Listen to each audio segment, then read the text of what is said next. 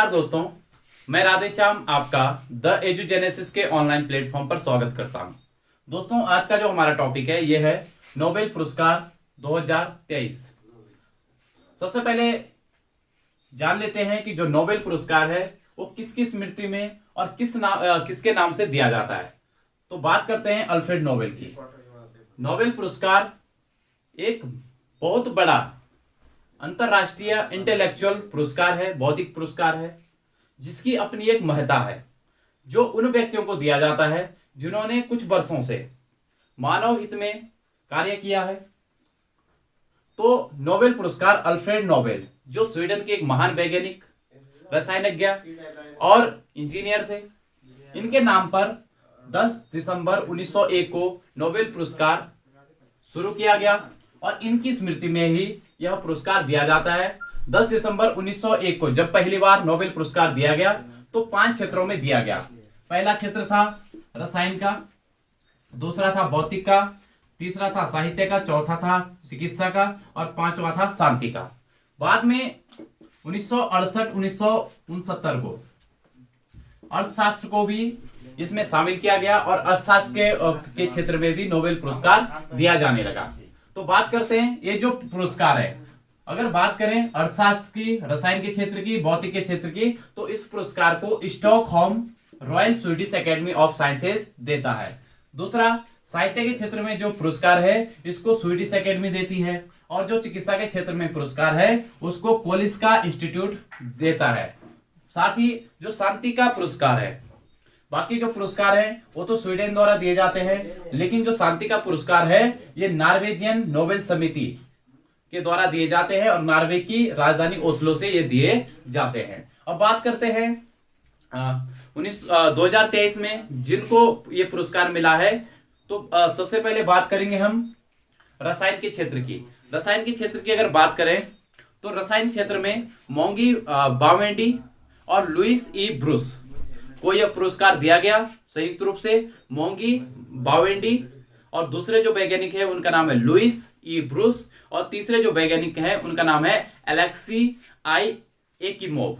तो 3 व्यक्तियों को रसायन के क्षेत्र में दिया गया है। इनके द्वारा क्वांटम डॉट जो होते हैं उनके निर्माण के लिए इस पुरस्कार को दिया गया है। तो रसायन के क्षेत्र में मोंगी बावेंडी एक, दूसरे लुइस ई ब्रूस, तीसरे एलेक्सी आई एकिमोव को यह पुरस्कार संयुक्त रूप से दिया गया।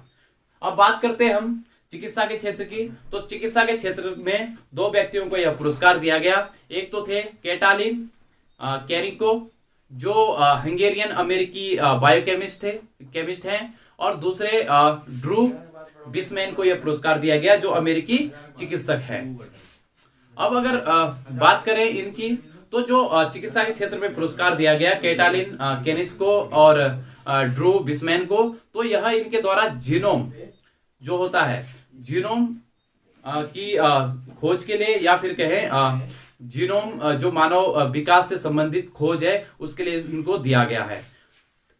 अगला जो पुरस्कार है वो है भौतिकी के क्षेत्र में।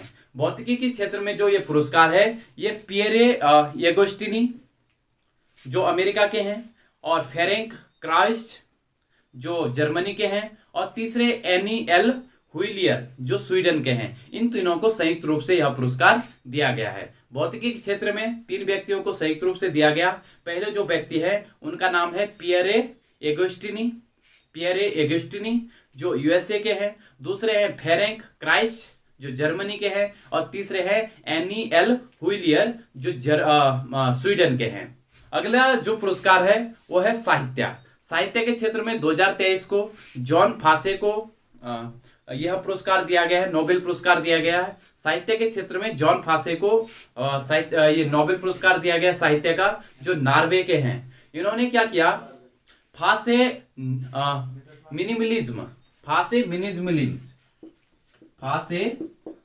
इनके ही नाम से मिनिमिलिज्म नाम की एक उपन्यास लिखने की शैली का विकास किया। जो आपके जॉन फासे हैं जो नॉर्वे के हैं, जिनको साहित्य का नोबेल पुरस्कार मिला, इन्होंने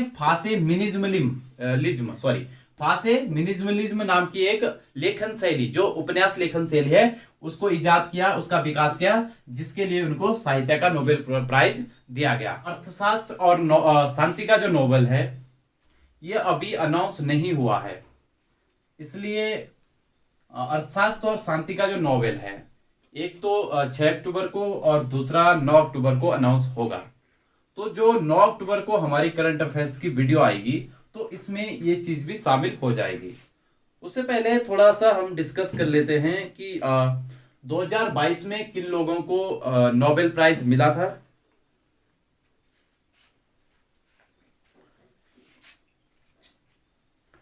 अगर 2022 की हम बात करें तो चिकित्सा के क्षेत्र में स्वांते पाबो को मिला था, चिकित्सा के क्षेत्र में स्वांते पाबो को, और भौतिकी के क्षेत्र में 3 लोगों को यह संयुक्त रूप से मिला था, जिनका नाम है एलेन एस्पेक्ट, जॉन ए क्लाउजर और एंटन जिलिंगर। इनको भौतिकी के क्षेत्र में संयुक्त रूप से मिला था। केमिस्ट्री की या फिर रसायन विज्ञान की हम बात करें तो Caroline are बर्टोज ji, Morton Meldon और के बेरी शार्पलेस को रसायन के क्षेत्र में संयुक्त रूप से नोबेल प्राइज मिला था। साहित्य की अगर बात करें तो साहित्य के क्षेत्र में एनी एनॉक्स को यह नोबेल प्राइज मिला था, और शांति की अगर बात करें तो एलेस बियालियात्स्की और मेमोरियल जो संस्था है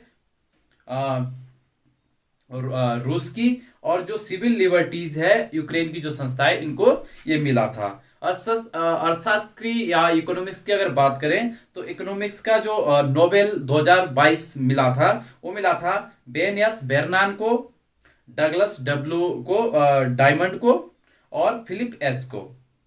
तो ये थे 2022 के नोबेल प्राइज जो मिले थे।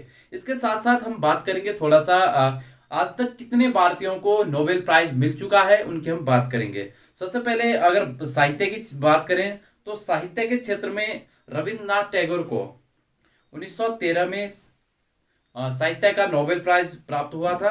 और भौतिकी के क्षेत्र में अगर बात करें तो भौतिकी के क्षेत्र में अभी तक 2 भारतीयों को यह नोबेल प्राइज प्राप्त हो चुका है। पहले है सीवी रमन, जिनको 1930 में भौतिकी का नोबेल प्राइज मिला था, और दूसरे हैं आपके सुब्रमण्यम चंद्रशेखर, जिनको चंद्रशेखर सीमा के लिए, चंद्रशेखर लिमिट के लिए, जो स्टार्स की एज होती है, स्टार्स का जो आयु होती है, उसके संदर्भ में मिला था। सुब्रमण्यम चंद्रशेखर को भौतिकी के क्षेत्र में 1983 में इनको भी भौतिकी के क्षेत्र में नोबेल प्राइज मिला था।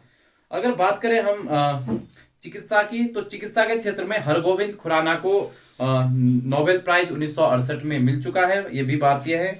और अर्थशास्त्र की अगर बात करें तो अभी तक 2 भारतीयों को अर्थशास्त्र के क्षेत्र में नोबेल प्राइज मिल चुका है, जिनमें से एक है अमर्त्य सेन, जिनको 1998 में अर्थशास्त्र का नोबेल प्राप्त हुआ था, और दूसरे हैं अभी रिसेंटली में 2019 में मिला है अभिजीत बनर्जी को, इनको भी अर्थशास्त्र के क्षेत्र में नोबेल प्राइज 2019 में मिला है।